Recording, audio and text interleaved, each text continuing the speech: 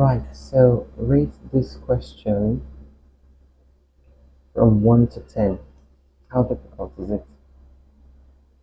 Given the reaction 4 moles of ammonia plus 5 moles of O2 to give 4 moles of NO plus 6 H2O, and you're asked that if 10 moles of ammonia react, how many moles of oxygen are required?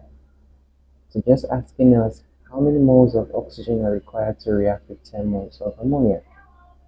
So we can see here that 4 moles of ammonia reacts with 5 moles of O2. This is pretty obvious from the balanced equation. So you want to make sure that the equation is balanced to start with. And how do you do that? You would look at your parameters here.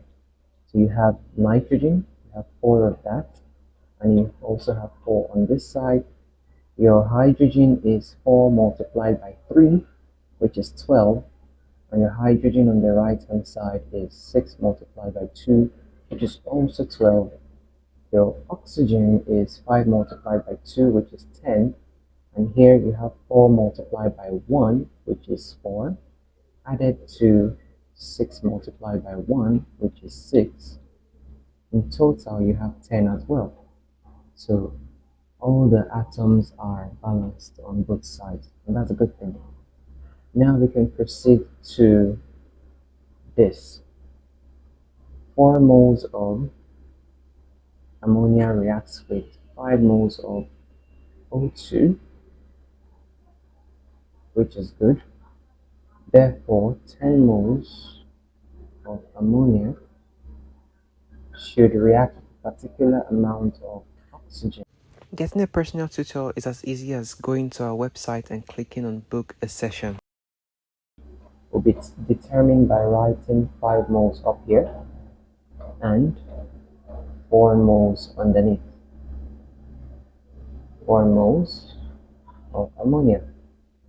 Okay, because that's the relationship. So we use this relationship to then figure out what to put in this bracket.